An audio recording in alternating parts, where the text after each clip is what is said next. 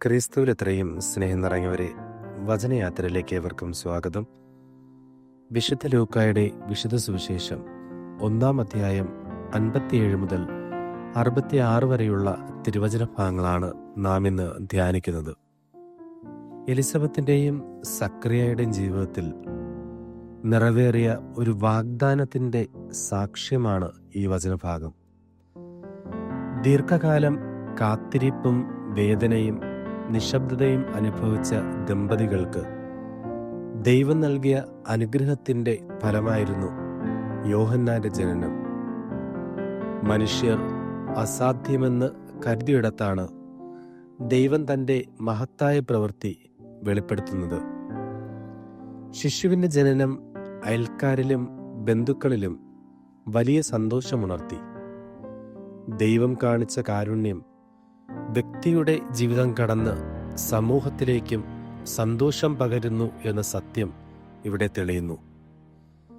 ദൈവാനുഗ്രഹം ഒരിക്കലും സ്വകാര്യമായി ഒതുങ്ങുന്നില്ല. അത് മറ്റുള്ളവരെയും ആനന്ദത്തിലേക്ക് നയിക്കുന്നു. പേരിടൽ സംഭവത്തിൽ മനുഷ്യ പരമ്പരാഗത ചിന്തയും ദൈവത്തിൻ്റെ പദ്ധതിയും തമ്മിലുള്ള സംഘർഷം കാണാം. പിതാവിൻ്റെ പേരനുസരിച്ച് കുട്ടിയെ വിളിക്കണമെന്നായിരുന്നു സമൂഹത്തിൻ്റെ ആഗ്രഹം.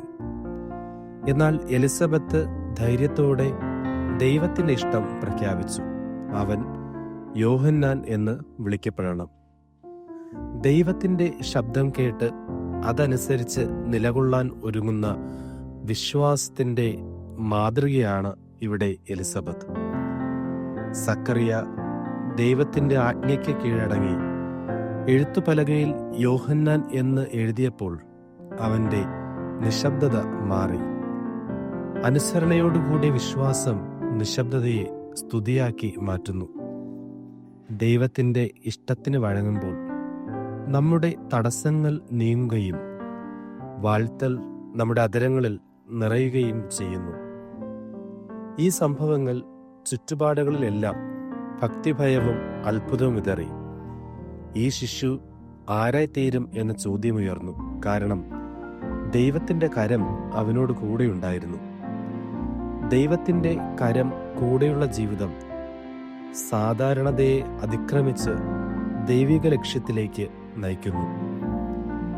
ഇന്നത്തെ വചനഭാഗം നമ്മെ ഓർമ്മിപ്പിക്കുന്നത് ഇതാണ്: ദൈവത്തിൻ്റെ വാഗ്ദാനങ്ങൾ വൈകിയാലും നഷ്ടപ്പെടുന്നില്ല. ദൈവത്തിൻ്റെ ഇഷ്ടത്തിന് വഴങ്ങുന്ന വിശ്വാസം നിശബ്ദതയെ സ്തുതിയാക്കി ആശയക്കുഴപ്പത്തെ ദൈവിക ലക്ഷ്യമാക്കി മാറ്റുന്നു. നമ്മുടെ ജീവിതത്തിലും മനുഷ്യരുടെ പ്രതീക്ഷകളേക്കാൾ ദൈവത്തിൻ്റെ പദ്ധതിക്ക് മുൻഗണന നൽകുമ്പോൾ ദൈവത്തിൻ്റെ കരം നമ്മോടുകൂടെ ഉണ്ടാകുന്നു. അപ്പോൾ നമ്മുടെ ജീവിതവും മറ്റുള്ളവർക്കൊരു ചോദ്യമുയർത്തുന്ന സാക്ഷ്യമായി മാറും. ഈ മനുഷ്യൻ അല്ലെങ്കിൽ ഈ മനുഷ്യ സ്ത്രീ ആരായിത്തീരും?